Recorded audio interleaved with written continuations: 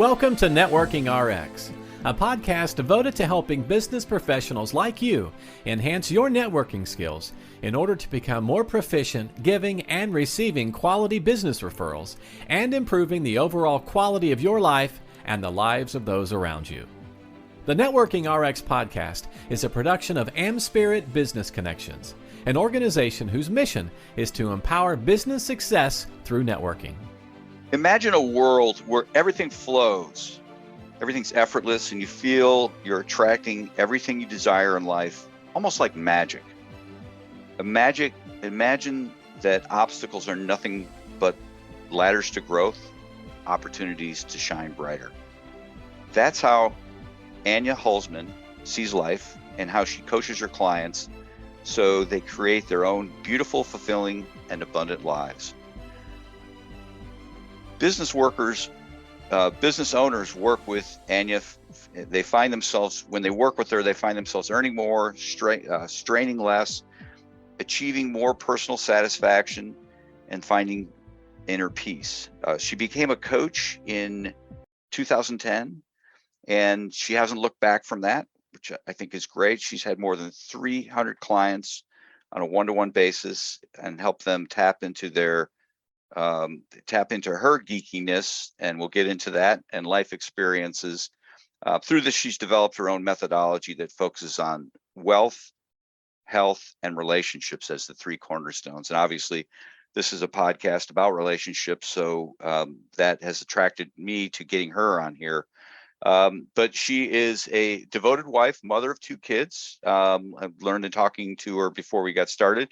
She's British, you'll see, but she lives in the Netherlands. And she's got two kids, stepmother to two grown-up kids, and she's a super aunt of two. Into CrossFit, travel, reading, and she has a favorite superhero. And she's the one who just brought this forth, Wonder Woman, which I totally love because I'm into superheroes myself. So, Anya, welcome to the program. Thank you very much. It's a pleasure to be here. Well, let's. You're a superhero. You're a geek. You don't look like a geek. What do I look like? Pray tell. Just average, like That's no. even worse. No, what's it? Diana Prince? Is that who Wonder Woman is? Right? Yes. Okay. Yeah. So yeah, Well, that's the actress, isn't it? But I think she's a very attractive actress and makes a great image for Wonder Woman. But I love the archetype of Wonder Woman, like the strong, strong woman, who fights for good. That's really empowering for me. So I love that whole image and that sort of energy that comes from that superhero. Yeah. No, I think that's great. It's maybe not appropriate for you, Frank. Who's your favorite superhero? Oh, Captain America, without a doubt. Okay, but that makes sense. Yeah. No, I mean it's no, I think it's great. I mean, I grew up on those sorts of things. Superman, Captain America, the Hulk, all those sorts of things. And I think they're good things they're healthy to aspire to, or I don't want to say emulate. I'm not running around in tights, not anymore at least. But just kind of have that confidence. So I totally get where you're coming from. So let's talk about, in working with your clients. I mean, I guess let's talk about the people who are coming to you. Why are they coming to you? And it's, I know I do at the end want to really get into how people can help you, but how you're working with people with respect to wealth, health, and relationships, and how you see those things intertwined. And before we hit record, you and I were talking, and as I indicated to you, it's how we show up in the world is so important, and those things really kind of interplay with that. Absolutely. So for me, what I've noticed through the thousands of hours of coaching that I've done so far with a large variety of different types of people is that if you don't have your relationships in order and your health in order and a certain amount of level of wealth, let's just say, life is going to be tough. It's going to be tough and hard work. And, I'm all about freedom and being able to live life on your own terms. And in order for that to be true, you do need to have those three areas in balance and working for you in a really positive way. So going to the subject of relationships, I'm sure you've talked about this countless amounts of time, but you can't exist without relationships. You don't exist without relationships. When we're born, we're absolutely dependent on the relationship that we have to our primary caregiver. And if that is in any way, if that's taken away, babies will fail to, they'll die, they'll have failure to thrive. And that only continues as we get older. And, I don't know who said, no man is an island. It's absolutely true. Anything that we do, whether that's being employed, you're in relation to the people who you work for and with, or whether you're self-employed or have a business, there's none of that can be done in isolation. And then there's obviously the relationships that we have in our personal lives. And sometimes I work with workaholics where all of their relationships are at work at the cost of the relationships that they have in their private lives. And that sort of skewed focus also leads to frustration, unhappiness, dissatisfaction, and the opposite to freedom in my view. And so I personally feel, and this is what I've seen and experienced, that it's important to be good at relationships overall. And in fact, the stronger your relationships, the easier everything is around you. Everything becomes easier. If you've got a really strong relationship with your spouse at home, then you, like most people, I say most people, I think everyone, when they have a strong relationship at home, they feel invincible. They feel like everything else they can handle. And if you've got, and that helps you also, it creates a lot of certainty and security that allows you to then deal with the perhaps more challenging relationships that you have outside of the home, because there's less certainty and security in those relationships.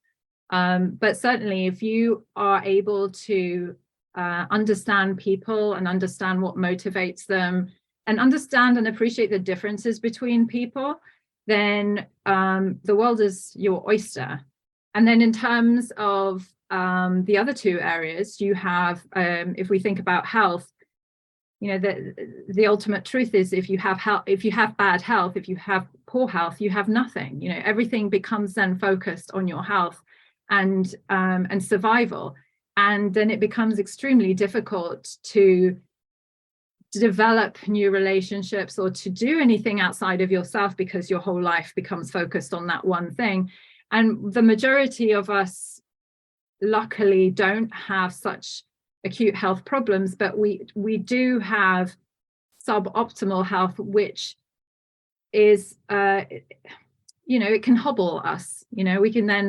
We then are not be able to perform at our best. If you have high energy and a clear mind and a strong body without aches and pains, you have a much higher capacity for other things than otherwise. So that's why I think health is also a really important cornerstone.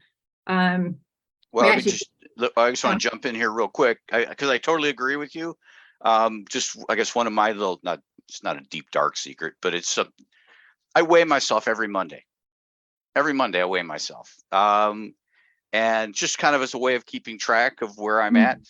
If I've had a bad week and I'm a few pounds over where I think I should be, not what my doctor says, but where I think I should be, the week just doesn't start right. It's just, it bothers me. It bothers me. And I've kind of learned to, okay, just kind of get a grip on myself and say, okay, I just need to focus in, and I'll be fine the next week or in a couple weeks, hopefully, usually. But to your point, it's just, it kind of weighs on you. And so we bring these things into our relationships, our health. And, you're right. Not everybody's chronically ill, but we all kind of deal at different levels of where we think we should be or where we're comfortable being. And when we're not there, it's, I don't know, not good. Yeah. And being a little bit overweight, which I'm not saying that you are by any means, Frank, but that can affect self-esteem tremendously. And I think, I suspect, especially for women, because women are naturally more body conscious than men are, it can mean the difference between you, smiling and saying hello to somebody and missing out on that opportunity and what that might bring. This reminds me of a story, Frank. When I was in my 20s, I studied at the University of Liverpool in the UK, and I'm from London. So I used to commute every so often between London and Liverpool. It was about a 3-hour train ride. And I made friends on that train ride, just, right. By smiling and making a random comment. And, and there have been times in my life where I've been feeling very self-conscious and down on myself. And those times, it was like I was walking with a gray cloud over my head. They were very, very lonely times for me. So these things are, they are really, really important. I think I may have gone off on a tangent there, but we can bring it back. Shall I talk about how I think wealth relates to it all, or is that just too obvious? No, I don't think it's too obvious at all. I mean, you had said earlier, these are things that you've probably said before. You know what? They may have been, but I tell my kids things all the time and they don't listen to me. So it's always nice to get another voice saying similar things, and I learn things and it reinforces things. I think to a degree, things may be obvious, but it doesn't mean that people don't need to believe hear it. Yeah. So please go ahead. Yeah, it's true. And what's the repetition is the mother of skill. I never heard that one. See, there, I'm done for the day. I learned something new. That's from Tony Robbins. Repetition is the mother of skill. It's true. And sometimes you just need to hear something in a slightly different way, or from a slightly different perspective, and then you get it in a way that perhaps you didn't before. And sometimes it's about timing as well. Sometimes you're just not ready to hear something. I think that's especially true for young adults. So going to the subject of wealth, I think there have been plenty of studies that have shown that below a certain level of financial wealth, you're struggling. It's more of a hand-to-mouth existence, and that creates a tremendous amount of stress, and stress then relates to health, right? And it's a downward spiral, right? If you continue like that over a long period of time. So it is really important to address that subject. And wealth means different things for different people. There is obviously a number, a specific number, which allows you to not have to worry about being able to live. Let's say. Yeah, the studies in dollars. Yeah. $75,000 is the study that I had read. Yeah, exactly. Yeah, when you're above that, being above that doesn't make you happier. Having twice as much But being below that, it's, you're right. It's, that there's security issues there. Exactly. And if you look at Maslow's hierarchy of needs, that's the base level. You need to have that in place in order to be able to develop further. Exactly. And so wealth starts from that base point of $75,000 a year, and then we've got everything else above that, which, like you say, doesn't necessarily bring more happiness, but perhaps opens up more opportunities and security for the future. That's that. As we get to a certain age, which I am too, right, middle of life, you start thinking really seriously about what happens when you retire and what legacy are you leaving for your kids and that kind of thing. Again, we want to make sure that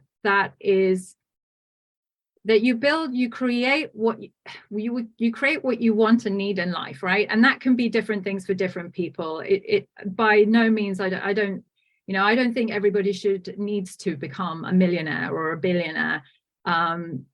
But it needs to feel, right to the person who we're dealing with. And so again, a lot of people just don't think about it, or don't make the space to think about it, or they think, I'll think about it another time. And then there's also people can be very wealthy, but have a scarcity mindset where they feel like they just don't have enough, and there's an opportunity again for some coaching there to help that individual understand what's going on there. I love to understand. I love understand. I love patterns, Frank. So that patterns is my thing. I love to understand, and I love for things to make sense, right? So I'm always trying to make sense of everything in my mind, and helping clients to make sense. I love congruity. And so I'm always focused on when I work with my clients is to help them get in congruity with, does that make grammatical sense? Get aligned with themselves. Yeah, you're doing fine. Yeah, you're doing fine. Thank you. I get a little bit tripped up with my grammar sometimes, but help them get aligned with themselves so that they feel in congruity, in integrity with themselves, right? Yeah. And generally, if there's someone that I'm working with who, needs more and more and more, I would always want to understand what's beneath that, what's important about it. And because it can make people miserable. It can make people miserable if they feel like, it's not enough, it's not enough. And you don't have freedom if you feel like you never got enough. Yeah. When I years ago, when I practiced law, I had a client, Donna Smith, and she never really made a lot of money. She was definitely below that $75,000 threshold, but she was totally happy. Yeah. She had a house, she had a way of making her payments, and she was totally happy. And then I had other clients that, made $500,000 a year, and I don't want to say they were miserable, but as you're kind of indicating, they're always like, okay, I need more. This isn't enough. That's really interesting, because what I find is that people, and I'd love for somebody to come and disagree with me and tell me that it's otherwise. I don't profess to know what's in everybody's mind, but the pattern that I see is that people who don't feel like it's enough, they need more status, more money. What that is an aspiration to prove themselves. It's really that is an insecurity. And if you fix the insecurity, then it really doesn't matter anymore. Yeah. As long as, like we were saying earlier, you have your basic needs covered. This Donna woman that you worked with sounds like she had everything that she needed in her life, and why make your life more complicated if you're really content? Yeah, no. Well, as you were talking about wealth, I'm thinking about, my parents who grew up somewhat during the Depression, And so they're people who grew up in the Depression. And I assume, the Depression was a worldwide thing. I assume that their mindset on having enough, or just they knew what it was like not to have things. Mm. And that's really interesting, because my heritage is Polish, and whilst I grew up in the UK, I used to travel to Poland during the school holidays, and when up until the age of 9, Poland was still a communist country, right. And there was literally just bare minimum everywhere. There was no frills, no luxury, and people had to make do with what they had. When you leave that, then it's still in the back of your mind that you could come back to that. One of my franchisees, he grew up, he grew up very poor, and he tells me that story, and he said that drives me every day. That drives me every day. I never want to go back to that. And I think he's made a healthy peace with it. But I could see people not having a healthy peace with that, to where it would, again, affect their health, affect their relationships. It's all intertwined. It is, absolutely. Yeah, and that's why I think it's really important to look at it, and make sure that it's in balance. Yeah. Well, as you were talking, I was like, okay, what's most important? Is it health? Is it relationships? Is it wealth? And I kind of look at it like the game rock, scissors, paper, right? People. Yeah, I know. Okay. I never know when I'm talking to somebody from another country. Sometimes I'll throw out U.S. euphemisms, and it's like, what are you talking about? Oh, that's right. You guys don't do that in your country. No, we definitely play rock, paper, scissors. Okay, good. Oh, good. Or my other fear is that it's something totally offensive. I've said something. Oh my gosh! I'll tell you if you offend me, then. All right. But in the game rock, scissors, paper, there is no dominant. They're all dominant. They're all they're all. Yeah. The way I like to look at it, it's like 3 legs to a stool. Okay. Right. If you've got 3 legs on that stool, you can sit on it and it can hold your weight, and you can also build it up. But if you've got only 2 legs to your stool, that's going to be very precarious sitting. And if you've only got 1, well, I mean, you're balancing then, and that you're putting in that's a lot of extra work. Yeah. No. Well, let's shift gears here. I know you kind of touched on your practice. I really want to kind of get into what you do, who you work with. We live in the Zoom era. I assume you work with people worldwide. I do work with people worldwide. I've been very privileged with that, and I love that, because I love the diversity of mindset, and being able to work with someone in India one day, someone in an African country the next day, in Europe, then US. It's I find it fascinating, and yet the same principles apply, and that's also really wonderful. I really enjoy that. So I work internationally, and I mainly work one-on-one, although my husband and I are currently in the throes of creating a new offer, which will be really exciting. He's got a business consulting background and many years of experience. But by and large, I work with business owners who, like you mentioned earlier, just want to get more out of life, or perhaps they are feeling like they're not going as fast as they'd like to go, or that they feel like they should be able to go. Like that there's something holding them back. Maybe they know what it is, maybe they don't know what it is. And so that's where I support them as a thinking partner, as a coach. Sometimes sometimes as a guide, although I'm mindful not to presume that I know everything, because I think there's the older, I don't know if you feel this way too, Frank, but the older I get, the more I realize there's more to know. And I call myself a student of networking. Well, you're an expert. No, I'm a student. I'm learning every day. Every day I'm learning something. Exactly.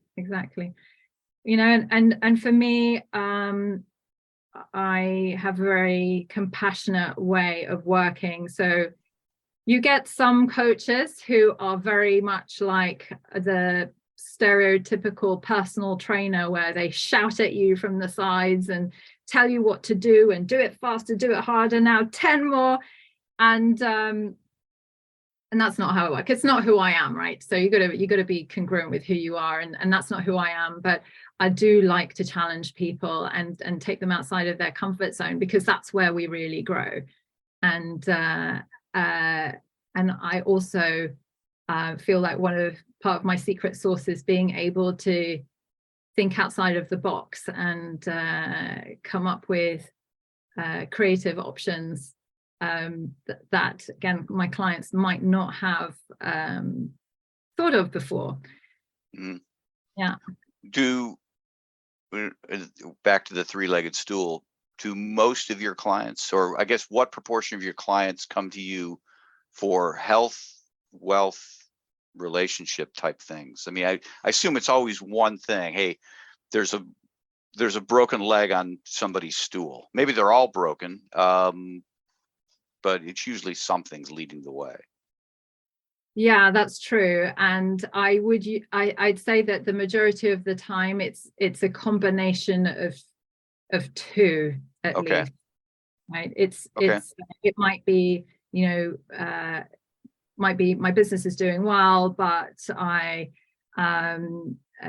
feel my relationships at home are not quite working the way I'd like them to. And I'm not quite as healthy as I know I could be, or any configuration of the three of them. Sometimes it's the business that, I think we were talking about this a little bit on LinkedIn before we got into this podcast as well. Sometimes it's the business that's not working, and whilst I don't necessarily give business strategies to clients. What I do notice is that, and what is definitely true, is that a person can have the best strategies in the world, but if they don't have the right mindset, they won't be able to access it. And so very often people get in their own way. They have everything they need, but they're getting in their own way, and they can't therefore execute on what they need to do. And they find themselves either in procrastination or just worry or stress. And like we were saying earlier, if you are not feeling good about yourself, then the way that you show up and present to the rest of the world isn't the best reflection of you. Even if you think you're pretty good at faking it, you come across so much better when you actually feel confident in yourself and good in yourself and what you're doing. So clients come to me for a mixture of those three reasons. And I think probably the number one thing, the sort of entry point is, I want to accomplish more in my business, and I'm not doing it. And I know I can do it, but I'm not doing it. Okay, good. Best way to get a hold of you? Best place to find me currently is on LinkedIn. And I'm guessing you're going to leave a link in the show notes. I absolutely will. I've got it right here. So, yes. And most people listening, that's where they go to get stuff. I don't want somebody driving, listening to this to be, trying to take notes. Just pull over, look at the show notes, or exactly. Look at the show notes. Exactly. I am between websites at the moment, although we're in an age where apparently websites are not as relevant as they used to be. So yeah, LinkedIn, who knows? Yeah. Well, I appreciate your time today. Thank you. Thank you. It's been a pleasure. Thanks for joining us on the Networking RX podcast. Please put what you've learned into action today and let us know if you have questions, comments, or ideas for future topics. You can email them to us at podcast@amspirit.com. That's AmSpirit.com. Finally, so you never miss an episode, be sure to subscribe to the Networking RX podcast through iTunes, Overcast, or however you receive your podcasts. Now get out and network with someone. The Networking RX podcast is the copyright production of AmSpirit Business Connection. All rights reserved.